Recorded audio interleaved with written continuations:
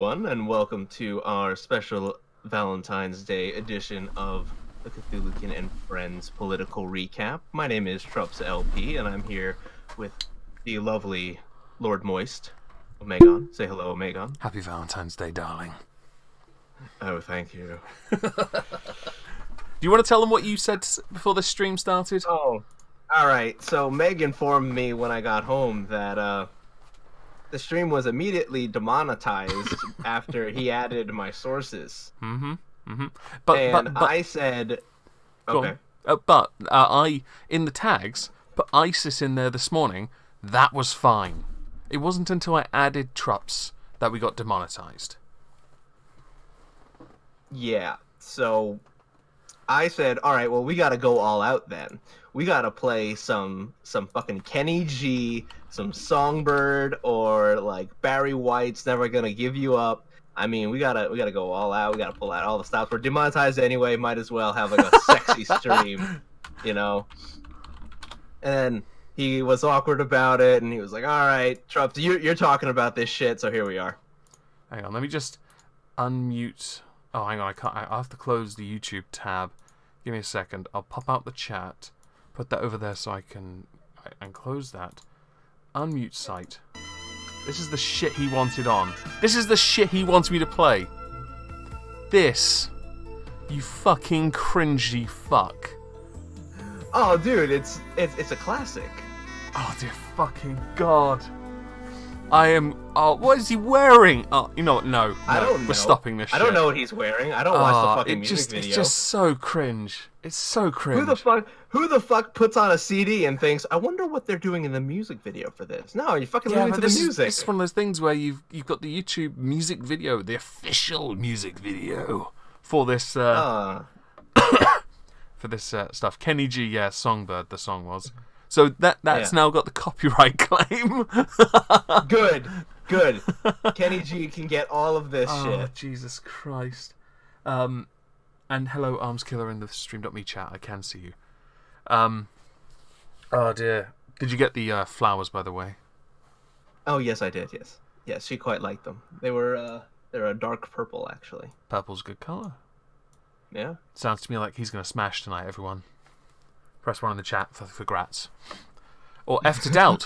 Whichever you prefer, really. Hold on, what are the keys? Oh, I don't know. Anyway, how's your week been? Excuse me. You know, I've actually been sick really? most of this week. Yeah, Monday and Tuesday I had a sinus infection. So I didn't put out a video.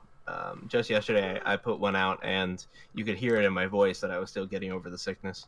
I'm sorry to hear that. Yeah, it's all right. It's funny because I went to work in like one of those like masks, whatever, because we're in really tight quarters up there now. Oh, the surgery ones. Yeah, Okay. Just because people complain at me if I fucking sneeze in there. If I sneeze twice, there's a lady a couple cubicles down. She's like, "All right, if you sneeze 3 times, you get to fucking leave." I'm like, "All right, fine, I'll do it." Achoo. Right, exactly. That's That's a way of saying flu, Trups. That's one way to say it. Yeah, but you know, could be worse. It could be an anti-vaxxer. They're almost as funny as the flat earthers, or the guy who I'm going to show a video of first because this is just ridiculous. I linked it to you. I will first of all back the video up. This is a lawmaker in the States who's wearing a MAGA hat. Oh, is this the guy from West Virginia?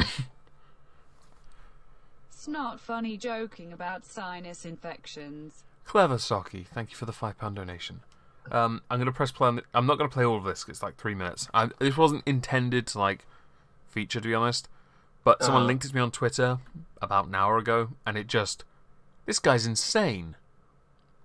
Those were not anti-gay remarks. Those are anti-LGBTQ remarks that I make because they are political terrorists.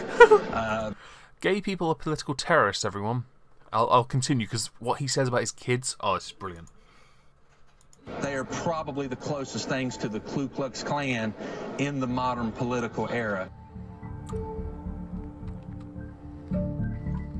You have a adorable daughter and a precious son What would happen if a few years from now, when they're teens, young adults, they came to you and said that they think that they might be gay or lesbian?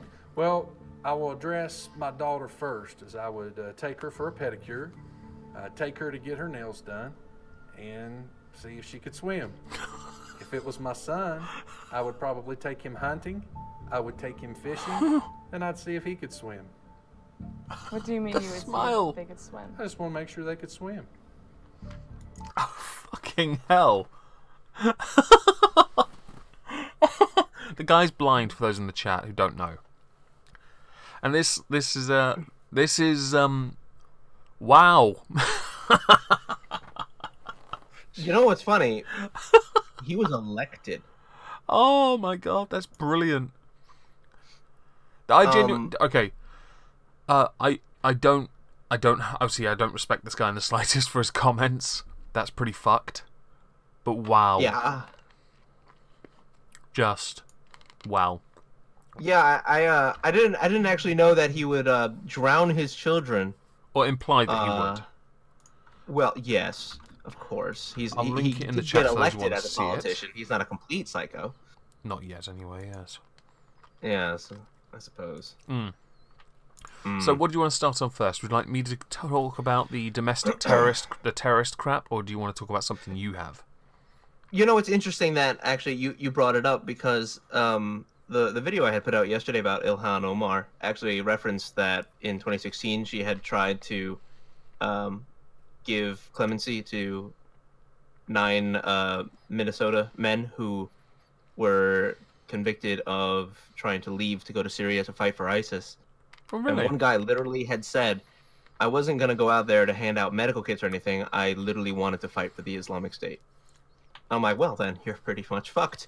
The thing about the Islamic State is, a number of them who fight for the Islamic State talk about the caliphate, or the caliph. Now, as far as I was aware, the last caliphate was the Ottoman. But apparently not, because ISIS basically reappropriated it and they declared Abu Bakr al-Baghdadi the caliph of all Muslims and the prince of the believers. But unless I'm mistaken, isn't he dead?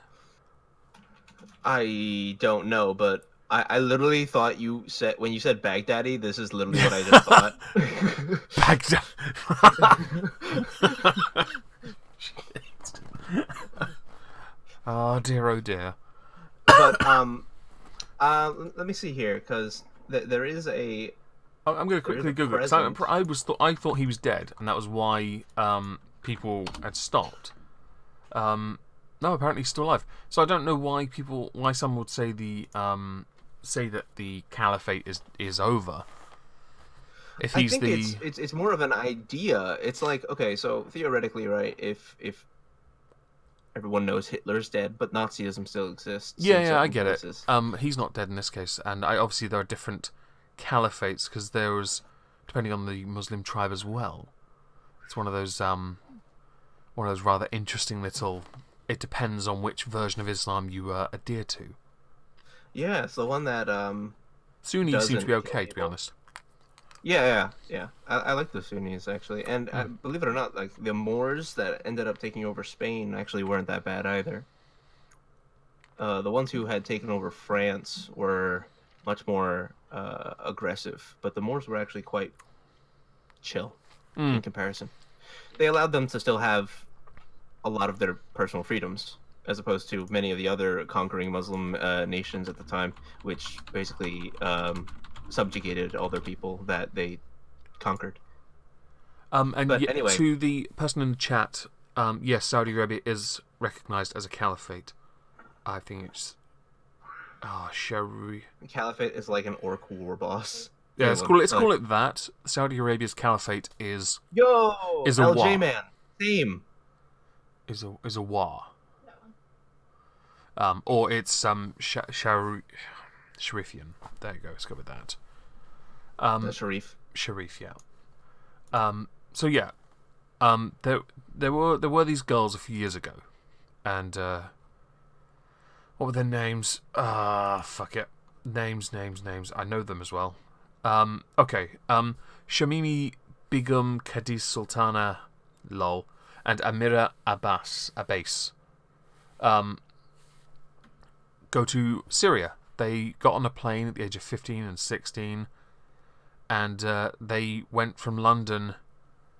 They told their parents they were just going out for a day or some bullshit, and they travelled to Istanbul from Gatwick, and then made their way by the end of the day to Syria. And they had signed up to have husbands. That was what they planned to do. And they got them.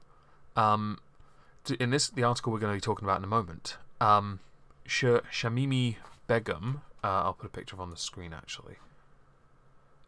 This idiot, so let's get a better picture. That picture there, with the chat blocking her face. She got herself a lovely Dutch convert. She wants to come back home. She's now 19, pregnant with her third child, and she wants to come home. She's a bit older now, but what the interesting thing about this with her is she had 2 children already, and she talked about how wonderful her life was over there. It was just a normal life living in Raqqa.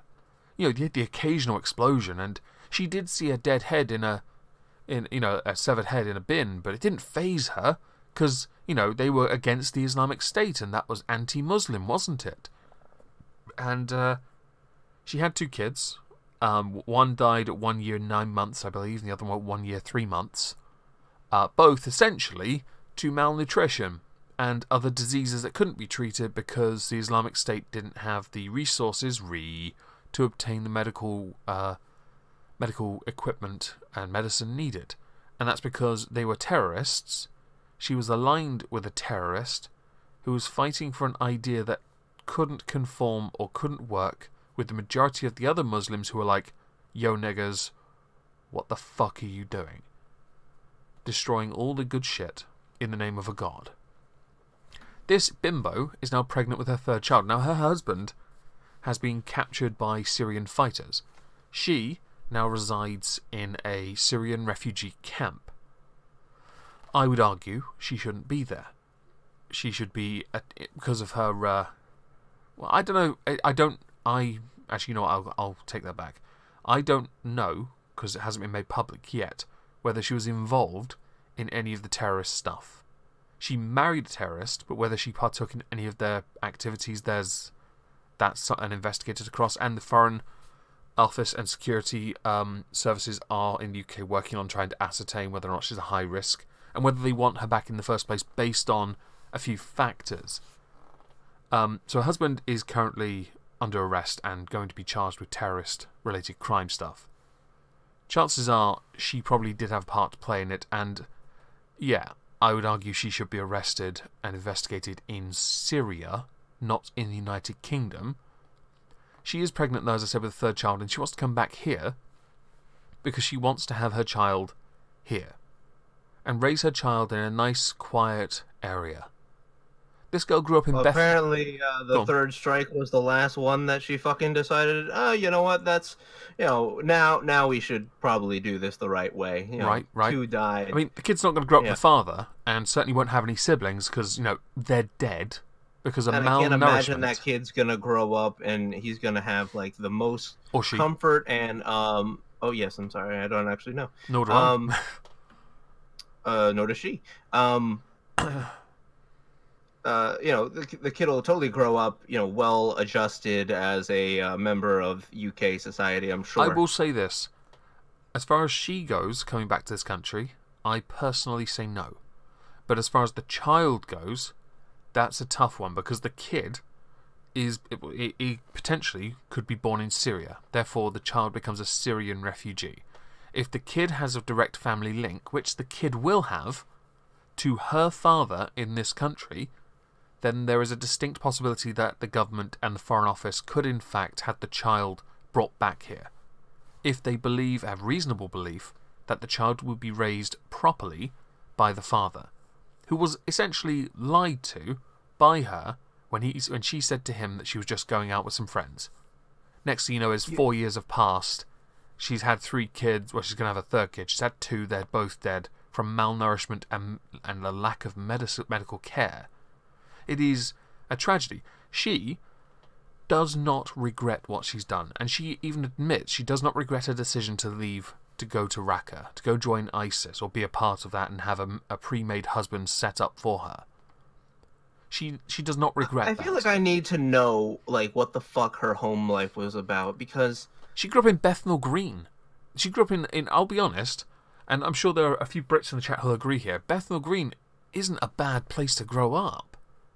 It's a nice area. It's not a bad area of London, to be honest. It's not a bad place. And I think... So you're telling me that she was basically a middle-class kid who decided they wanted to... Well, based on... yeah, if her father... okay, so hang on. I'll go to this article. We'll scroll down, because there's a video here of... I think that is her... Oh, no, that's a daughter for father of Amira Abbas. That's the father. We'll go down to here, because I have... The father... No, that's Amira Abbas's father again. I thought I had the video for the other guy. Oh, God. I recognise this picture of Amira Abbas, this one here. I recognise that picture because that one was all over the news. The father of Amira Abbas has said that his daughter is not a problem. But the other one, not so much. There's not much information on her father. But they all grew up in Bethnal Green. They grew up in a good area. I don't believe that this girl or the others, although one is dead, one of the three is in fact now no longer with us. So it's Amira Abbas and Shamima Begum. They're both alive. I don't believe they should be allowed to come back. I agree, because they're British citizens, that we have a right, or we certainly have a responsibility to them. But then the argument always comes up whether or not we should then take responsibility for the actions of those who have given up their citizenship, essentially, to go and live a different life and fight in the name of their God.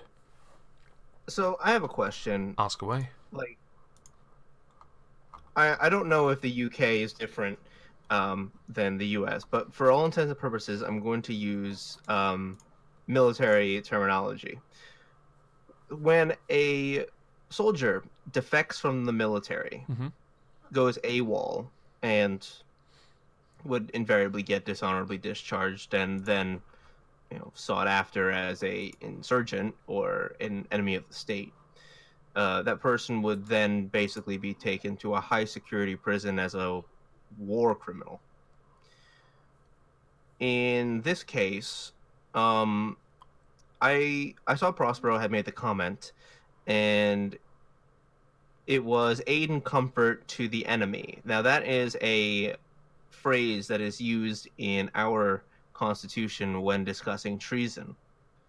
Do you guys have anything like that?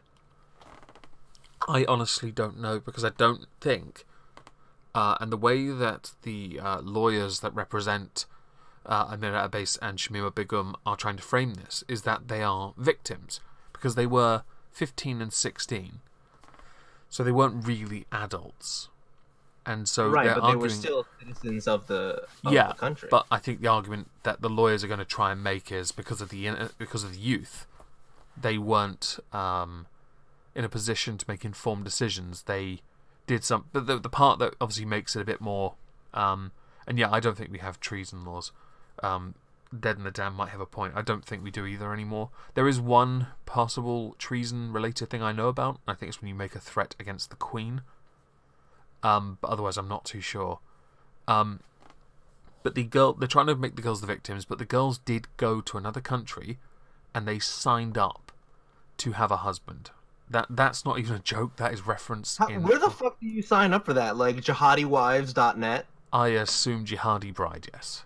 You know those ads you see on YouTube sometimes? Every time I've done an anti-Muslim or video against Muslim, not anti-Muslim or Muslim in general, anti sort of Islam area, I always get a Muslim dating ad. Maybe that's where. I do want to show a picture of the layout, because this is quite interesting. This picture here. So, when in January 2017, ISIS capital, where Shamima lived, Raqqa. Not much of a city anymore, to be honest. Then they moved near to Baghouz, which is where ISIS fanatics are mounting a last stand. But now she's up north here. As far as I'm concerned, she can stay there. I'm quite happy for that. The family, I do have pictures of the families now. This is Amira Abbas's family, and this is Shamima Begum's family. Okay, don't look like the wealthiest lot, but to be fair, they have integrated within the country. They haven't turned their back on it. As far as I'm concerned, you know, they have a right, obviously, to, you know, see the best in their kids, and they don't believe the kids are a threat. However, that's parental blindness, as far as I'm concerned. The kids are adults now, and they've been there the whole time. They don't feel remorse for what for leaving the country and joining ISIS. Then here's what I'll say. Then they should be put through the same process as any other person trying to gain entry into your country. If they were going into the United States, they would have to go through a rigorous process through immigration, one of which has them answer, have you ever aided or been a part of any terrorist organization, or been in direct relation to any person whom was in a terrorist organization? Yeah. That's usually a big no when you answer yes. I take a position of, she's in a refugee camp. That's not the place she believes she belongs. I think when it comes to, you know, you left, yes, you were young, but you're an adult now, you stayed, you don't feel guilt, you have no remorse for what you did. That's honestly the most damning thing. Yeah. You don't care did this, and so you're fucked. The lawyer is trying to play you off as a victim, but you have not helped yourself with the statements you've made. I do not believe, or I don't have any, no, I don't believe you have good intentions when you come back here.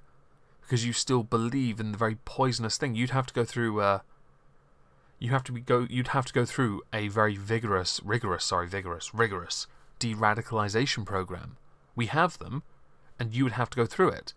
But I don't think you, just because your family, as Shamima Begum is, or Amira Abbas, I don't believe, because Sultana is dead, I don't believe Sultana. I don't believe you should be ahead of all the other refugees just because your parents are here. I don't think you are allowed to retain that right. You gave up your right. You went to Syria to join a terrorist group because you thought they were right.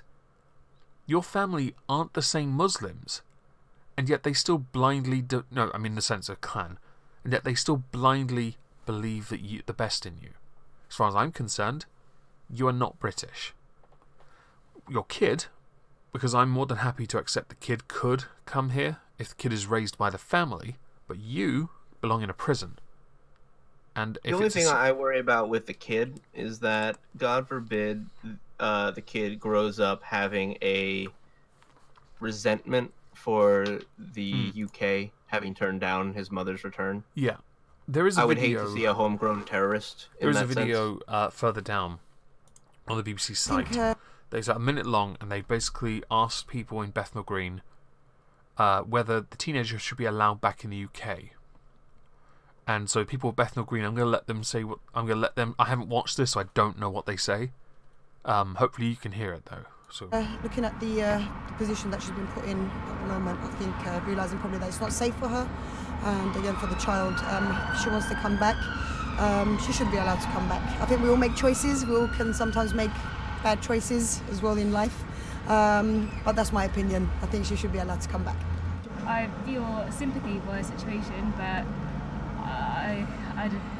if she is a terrorist, then I wouldn't want her here. I've made choices I've regretted, but obviously not to that degree. My choices are very. Now she looked like a Sikh. Like small. She does, doesn't she? There's a bit more. There's another 20 seconds left. Compared to hers. I must be going through a lot, but honestly, I don't think the UK should allow her to get back here. Like, she made a decision when she went to Syria, so I don't think she should be allowed, despite all the things that she's going through. I know roughly how it's like to be on a refugee camp. It's not very pleasant, especially if you're expecting a child and you have a choice to go somewhere else safe. I would point out, right, so the first one said she should be allowed back, the second and third said no, the fourth didn't give an answer, but she treated her as a refugee, which was a mistake from the offset. Doesn't matter. She's not a refugee. she's possibly a criminal. And as far as I'm concerned, until an investigation proves otherwise, she should be treated as such. You know, you could argue her status should be radicalized woman. It's actually, the words are written right here, and I totally agree with those two words. I've cherry-picked it, but fuck it. Go on. Yeah, but I have to agree. So something always strikes me. Sikh individuals are very well-adjusted Middle Eastern. They just integrate well. It's a weird sect of Hinduism and Islam, if I understand it correctly. But Sikhism, in and of itself, has integrated quite well in most Western societies. Sikhs are fantastic. Oh, absolutely! I love the turbans, man. Like I love the turbans. They have some very interesting and unique food, and whenever I go to New York, sometimes I find some like kebab stands in the sounds on the Iran side. to me, man. That sounds Iran. Yeah, that's all right. But no, the fact that that person is wary of a radicalized Muslim woman kind of speaks volumes to the whole thing. It kind of is the sense where if you ask a person from the neighborhood, like, hey, was this guy a good guy? And of the same, breed and the same kind of pedigree as the person you're talking about says, fuck no, don't do it. But because that person may be a different skin tone than you, every other bleeding heart is like, oh yeah, sure, you have a problem.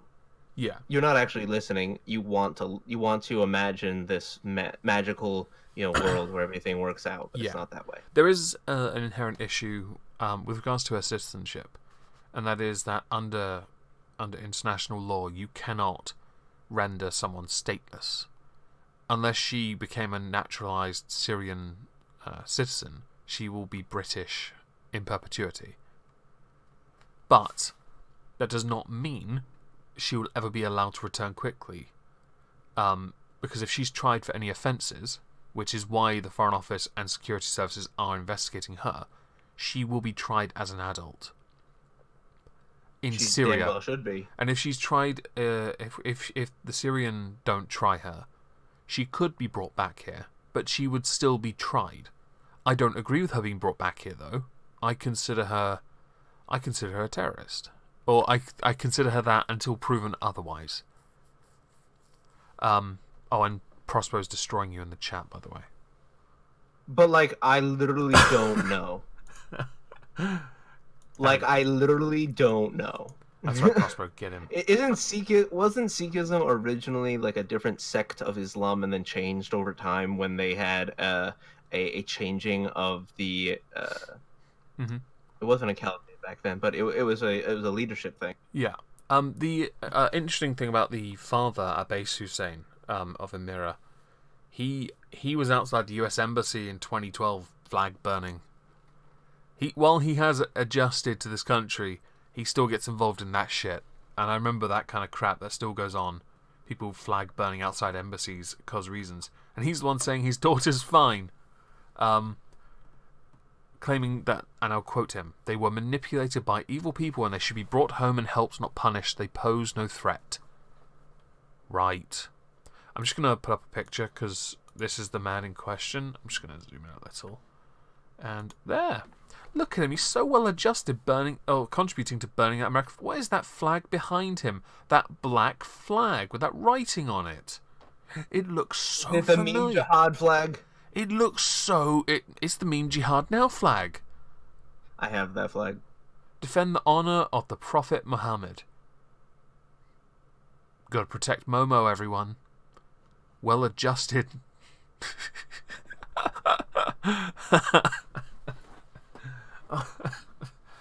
There is one last thing I want to show on this.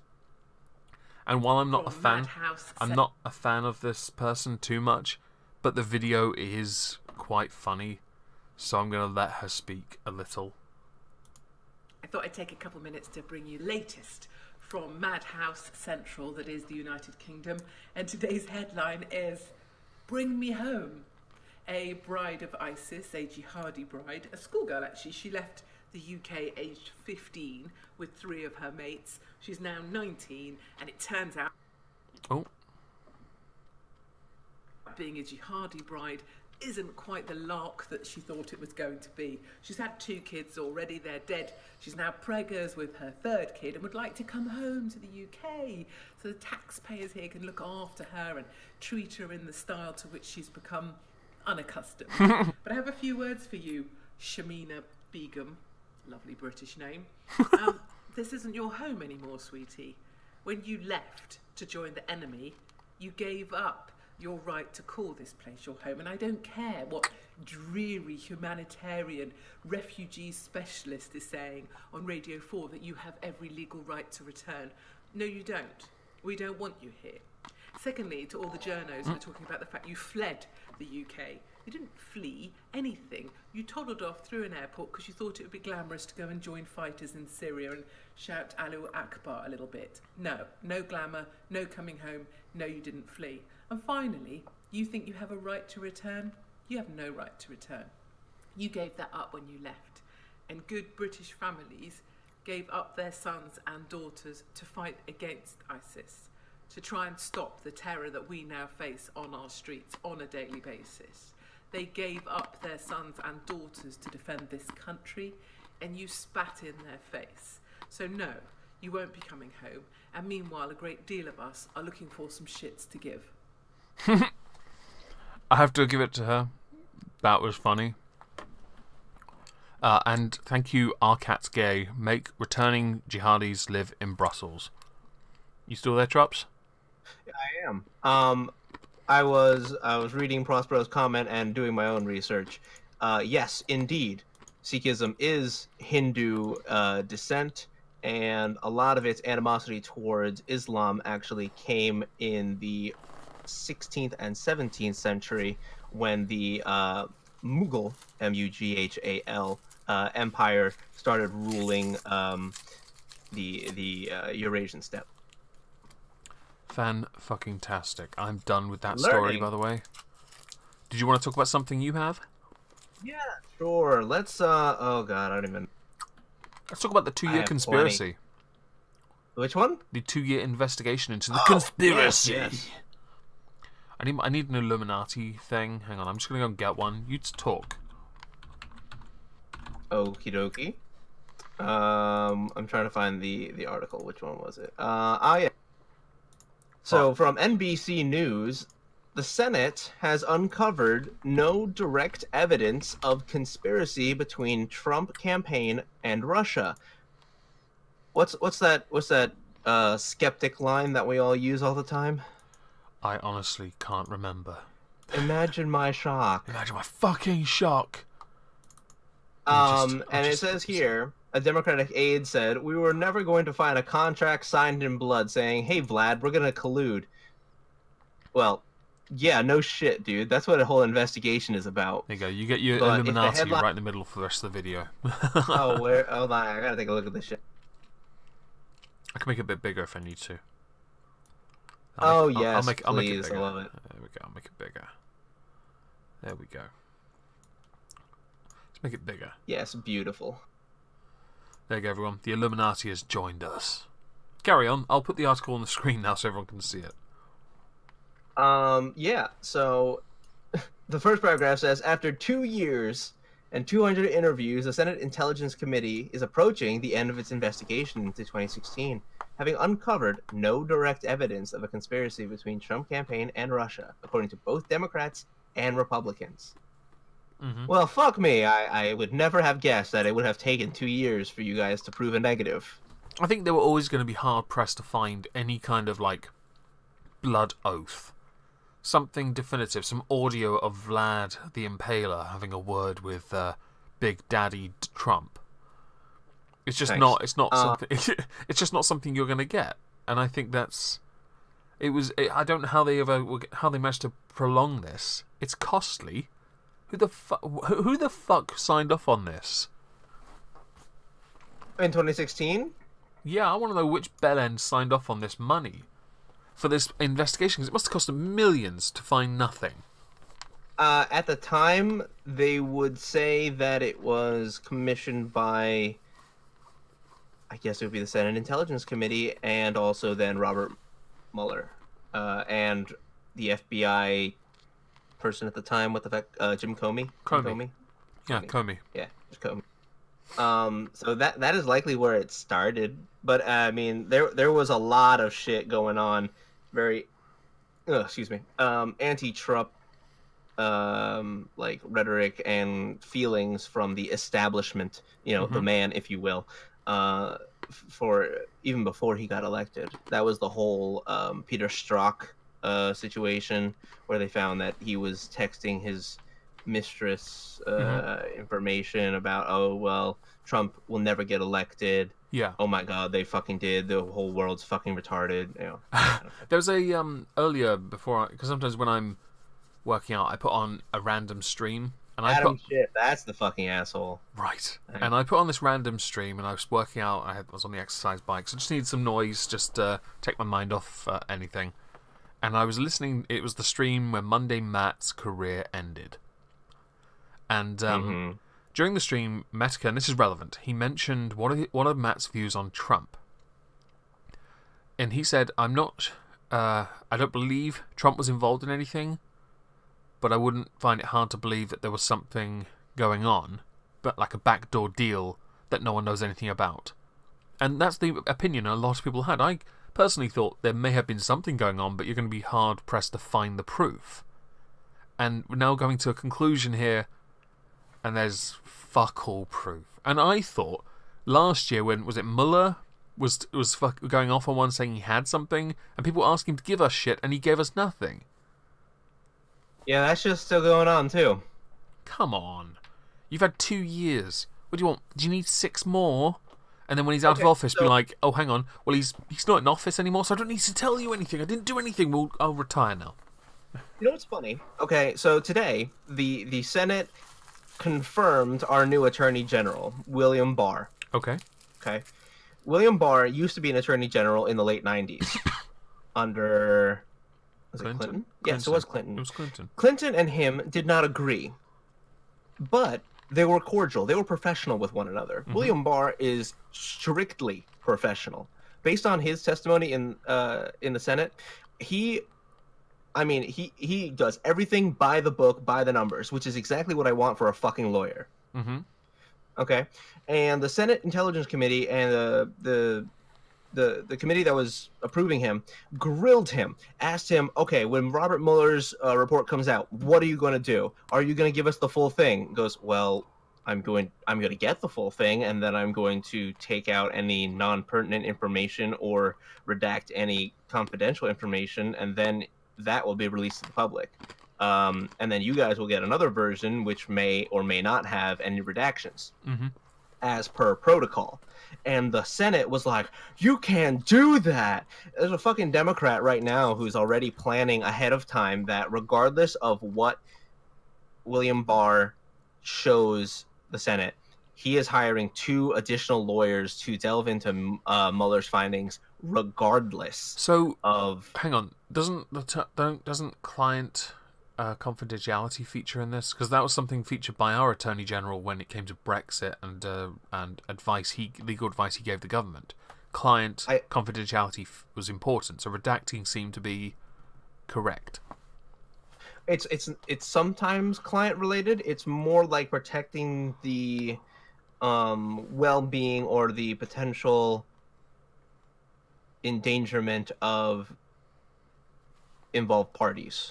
Well, that's exactly it. That's just protecting names. I get that. That is pretty much the client confidentiality. Right, bit. but I just don't think he technically has a client, so there is no client-attorney privilege. No, his client is the president.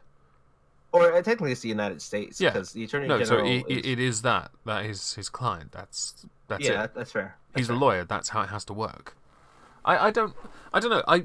With the information, I'm interested to know what it all says, but at the same time, I have to respect him. If he is the guy you say he is, then I would be happy to stand back and see what he gave. Oh shit, Illuminati. No, I went to close the tab on it and I clicked on it by accident. Yeah, but Good, the Illuminati's pushing itself forward. That would be getting demonetized. We'd be getting hit with that conspiracy flag, man. Mm-hmm. Oh, we're gonna get demonetized anyway, so it's fine. Already are. But you know, it's funny. You know, on this page it says on Tuesday, Burr doubled down. Yeah, I see it. Now that's Richard Burr, RNC. He's the chairman of the Senate Intelligence Committee. Mm-hmm. He says there is no factual evidence of collusion between the Trump campaign and Russia. Okay, so based on the words there, that means there's no factual evidence, which means that there is speculative evidence, which means there's nothing. Yeah, exactly. I'm sorry, that's like anecdotal evidence. I'm exactly. sorry, that is not evidence, I'm afraid. They're playing a game of Clue, except 4 of the players that you're supposed to guess aren't on the board. And so everything they think is like, well, it could be if this, and also if this was true. Based on that, then yes, he did it. You've got underneath Senator Mark Warner, Democrat for Virginia, is it? VA? Yeah. Saying, I'm not going to get into any conclusions I have. There's never been a campaign in American history that people affiliated with the campaign had as many times with Russia as the Trump campaign did. What proof do you have of that, though? Because nobody else has been an international fucking real estate agent. Yeah. Yeah, he's... But you know what's interesting? Tim Pool made a very interesting comment about this. He's an international businessman, right? How many contacts does he have with Japan? Or how many contacts does he have in the UK, for that matter? France? Germany? Mm-hmm. Who knows? Australia, even. Canada? Well, Mexico. You know he has contacts in China because he was doing business with them when he was when Trump started. Well, of course, they're a major superpower. I would want to do business and of course, with them too. I would believe that played a part in the original sit down with Kim Jong Un. And yes, Irene. So 2 years wasted then. Yeah, pretty much. I like this quote. We were never going to find a contract signed in blood saying, "Hey Vlad, we're going to collude." The point there is, you were also never going to find any evidence that would confirm he had colluded with Russia. You at best might find a text message saying, "How about we build a house here in Russia, in what was once Stalingrad or Leningrad or Vladimir Putingrad." Yeah, and this is something that I got pissed off with. Underneath the picture or the video of Trump, they start mentioning a comment where it says, Donald Trump Jr. made clear in his messages that he was willing to accept help from the Russians. Okay. One Democratic senator investigator said, okay, Trump publicly urged the Russians to find Clinton's missing emails. He said that on the podium. Yeah, it was a fucking joke. Actually, I do recall that on the campaign trail. By the way, thank you for the $2 donation. And yes, Russia is the boogeyman. Is it really? It is, though, isn't it? Russia's always seen as the big bad. Always is. I think that's really... we have it in the UK as well. Russia's the big bad. We're just looking for an excuse to sanction one of the biggest powers in the world. I'm sorry. Well, you know why, too? Because we have, like, these allegiances to NATO, which were basically established to protect against the encroachment of that whole area. Yeah. And one of the most interesting things for the United States was that Ronald Reagan made a famously, quote, ironclad promise that NATO would never expand eastward, which means that NATO would always, stay within a certain distance, except that NATO has been fucking recruiting, thank you for the larger Illuminati, thank you, been recruiting Eastern more fucking countries. We even want the Ukraine to join NATO. And I'm sorry. Oh my god. You're fucking having a gaggle, mate. You're having a gaggle? My favorite, not a British phrases. It's genuinely not a British phrase at all. No, it's not, but it's a meme, so I love it. It's so good. But no, it's like we fucking broke or NATO broke its promise. And you're surprised when Russia's like, well, fuck off then. But, could you imagine if we, for instance, had a good relationship with Russia, which means we would have a good relationship with Syria, which means that we wouldn't give a fuck that, you know, oil prices. Okay, imagine, right, we had to handle Saudi Arabia. We were like, okay, we're getting pissed off about your human rights violations. Stop throwing gay people off roofs. And they're like, you're not the boss of me, United States. And then Russia comes in and says, excuse you, who the fuck do you think you're talking to? That is your mother speaking. Yep. And then Saudi Arabia is like, well, we can't take on both of them. Yeah. Like, come on. We could have, honestly, if we could work together with some of the people who we deem the fucking, like, devil incarnate, could you imagine how well, like, we as people could progress? But everyone has an agenda which will prevent anybody from actually working together with people whom... That's a key issue when it comes to people's perception of, like, how they want democracy to go. Others treat people as the enemy because they disagree either culturally, or politically, or because they just want to have someone to blame. The boogeyman, as the chat put it. Russia is and has always been the bad. And I don't agree with that anymore. I don't think there's any point, but I won't deny, I'm sure these politicians, they know what they're talking about. They're not bent. Are they? Hang on, I should probably put a sarcasm sign up. I should put a sarcasm sign up for that at some point. Oh, did you notice the sarcasm sign I used in my video yesterday? I noticed, yes. Oh, wasn't it beautiful? I loved it. It was very Fallout-y. I like the 1950s styling of it. Glorious. I need that, like, for my actual house, like a metal engraving of that. I was thinking of getting a sticker printed of one of my sarcasm signs and just sticking it on one of my guitars. I don't know. We'll see. Yeah. Do you when will this be published? By the way, this the findings. Oh, you know, I think they're not going to publish anything firmly. Obviously, the media won't publish anything until the Mueller investigation is over. They won't report on anything until everything is done and they come up with zilch. And even then, it's not going to be open. Okay, so I do think there is inherent... If they have something... So, hypothetically, if they have something, the only time they really should release it, if they want to make sure for maximum damage, would be during the campaign trail next year.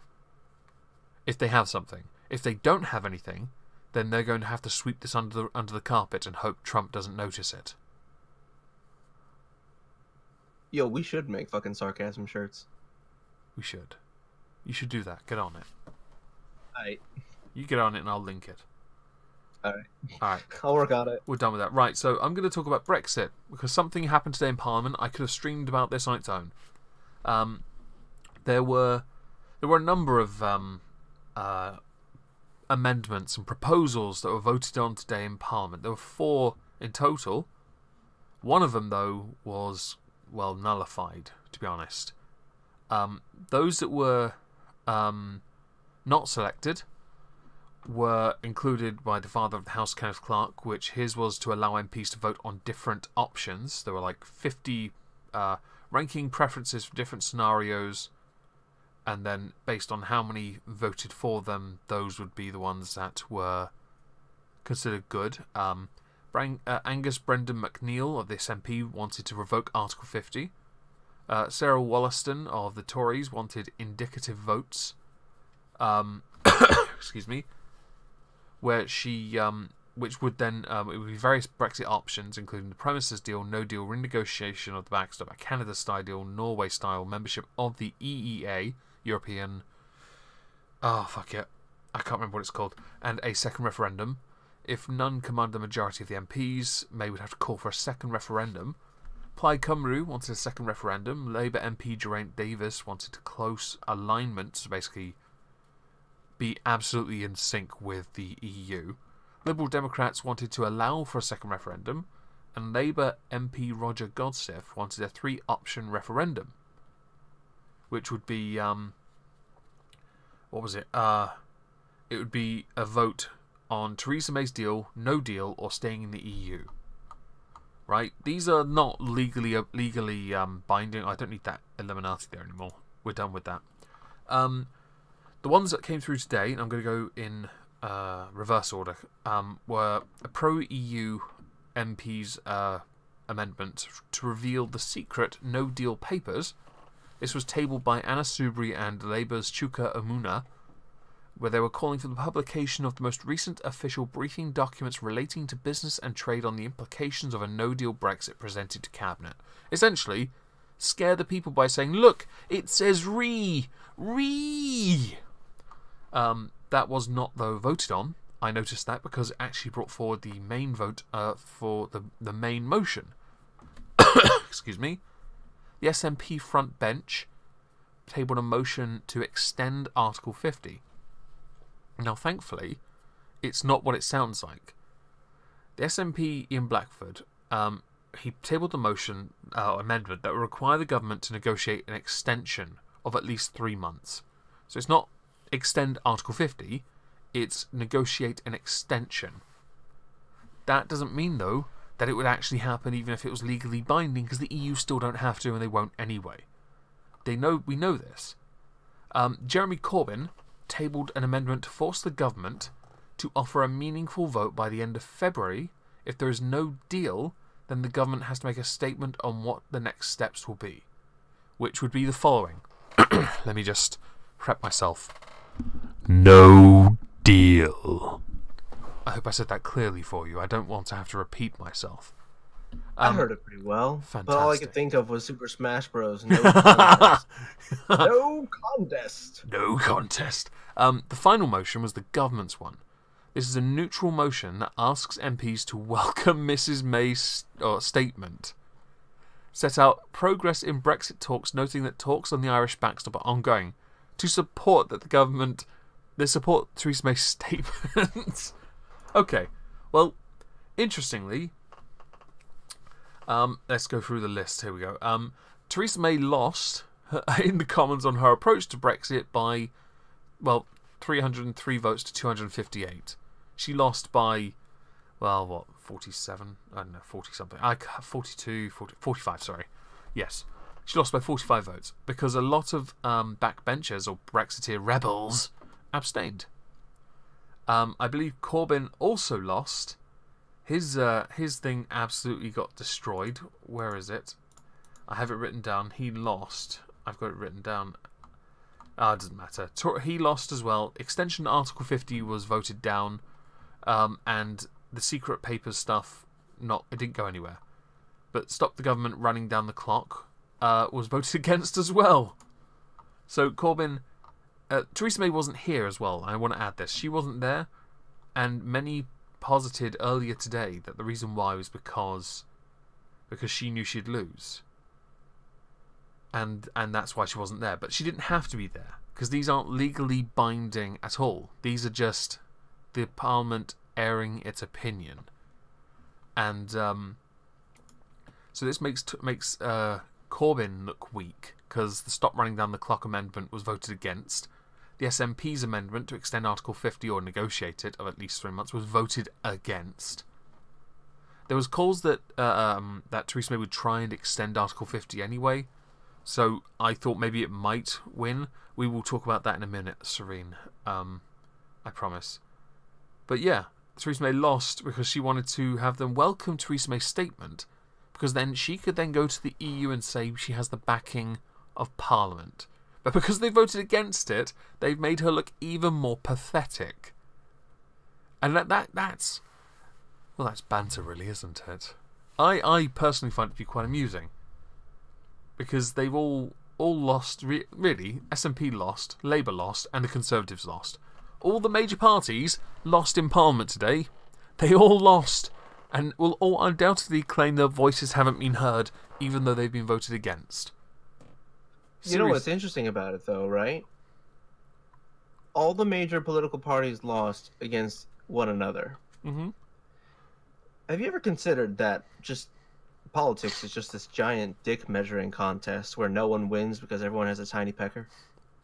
Honestly, it may as well be all three of them, Theresa May, Jeremy Corbyn, and Ian Blackford, although I'm pretty sure he can't see his, are whipping their wangs out and they're like, can anyone see him?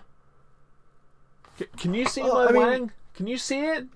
Well, right, because no one wants to give. No one wants to step up. I'm doing a helicopter. Can you see? Oh god. It's my chopper. Anyway, yes. But no, it's like, okay, no one wants to give. No one wants to step up and say, all right, this might actually be good for the country. Let me be the person I was elected to be and do what I honestly think is best for the nation. Yeah. Regardless of my party's opinions. Maybe talk to my constituents to see what they think and then get back to you. Because if you've got a whole bunch of people and like most of your constituents say, you know what, we'd rather, vote, the prime minister's deal. Yeah.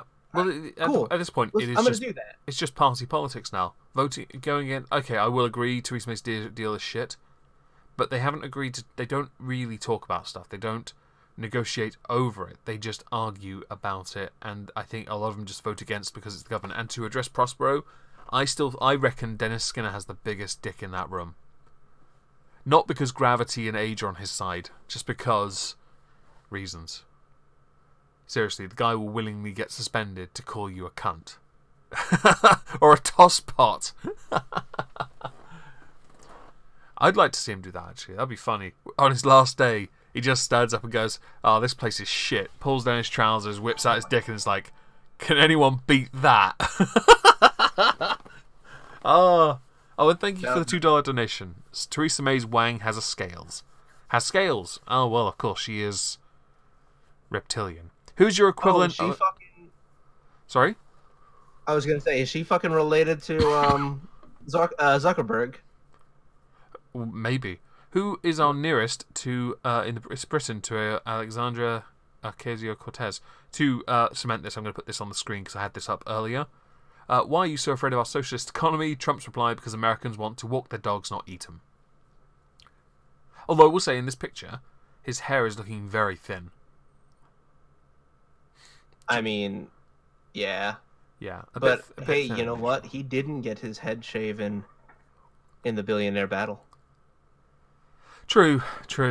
Vince, though, he's still got that fucking 80s hairdo. He's got thick hair. As far as are similar to Ocasio-Cortez goes, it probably is Jeremy Corbyn. It probably is. Because it's his party that he is himself a socialist. He is quite a bit of an idealist. He does stand up for some good values, but I don't know. I don't think we have a young person who could be considered like her. I'll go back. Basically, you're looking for young, radical socialist, and often makes a fool of themselves. Yeah. Before we finish, did you want to cover the shutdown stuff? Because I think that's all we've got time for. Unless you want to quickly talk about Manafort. Yeah. Nah, fuck Manafort. I don't have. Okay, cool. I'll skip over that. Shit's going on, Manafort. I've got a Twitter video which is 38 seconds long, from NBC. Do you want me to play that? Sure, why not? Okay, I will. It's on Twitter. I'll press play now. I've just had an opportunity to speak with President Trump, and I would say to all my colleagues, has indicated he's prepared to sign the bill. He will also be issuing a national emergency declaration at the same time. And I've indicated to him that I'm going to support the national emergency declaration. So for all of my colleagues, the President will sign the bill. We'll be voting on it shortly. And with that, I ask the Chair to lay before the Senate the conference report to accompany House Joint Resolution 31. Okay. That is Mitch McConnell, I believe, yes? Yeah. I believe so, yes. Senate Majority Leader McConnell. Okay. That was him stating that the state of national emergency declaration will happen at the same time as the funding bill signed. Yep. So speak. The CNN link actually was a live like a living document of that whole situation. Senate approves bill to avoid shutdown. Hang on. The vote was the CNN one I have doesn't have the live bit on. Oh, I mean, it's not literally live. It was a constantly updated document as shit went on. Okay, well, I'll put it up on the screen anyway. It should be the second paragraph. The vote was 83-16. No, not the CNN one I've got. Oh no, this is expected to vote Thursday on deal to avert shutdown? Yeah, that one. Okay, I'll refresh. Oh yeah, here we go. Yep, go on. Yeah, so the vote was 83-16. It passed. It was approved. And that was the one that is going to, I believe it's 1.37 billion for steel slats along the Rio Grande. And I believe there was a stipulation that ICE would reduce the amount of beds in their facilities as a way to curb the amount of people they could actually detain for long periods of time. Okay. Was the major negotiating point. Now, of course, the 1.37 or 1 point whatever wasn't what he wanted. Trump wasn't happy about it. But he did make a point when he first read it, saying that this was a step forward. This was negotiation. Somebody put forward something. So in that aspect, he was happy. Was he happy with the overall deal? No, not so much. But didn't that cause divide amongst the party as well? Him signing the compromise, or was that before he indicated he was going to do the national emergency? So it caused a divide amongst the pundits. So like the ones who are your personalities on TV. A lot of Fox News contributors really didn't like the deal, like Sean Hannity. But Sean Hannity is he's a little too conservative even for me sometimes. Slash. Oh, thank you, Papa Daddy. Happy Valentine's Day to you too, Slash. I pulled up the Fox article on the mixed reviews because I think that's relevant. Yeah, so it basically says that Trump on Tuesday said he was not happy with the tentative deal, which provides only a fraction of the money he wanted, but he did say he would sign it.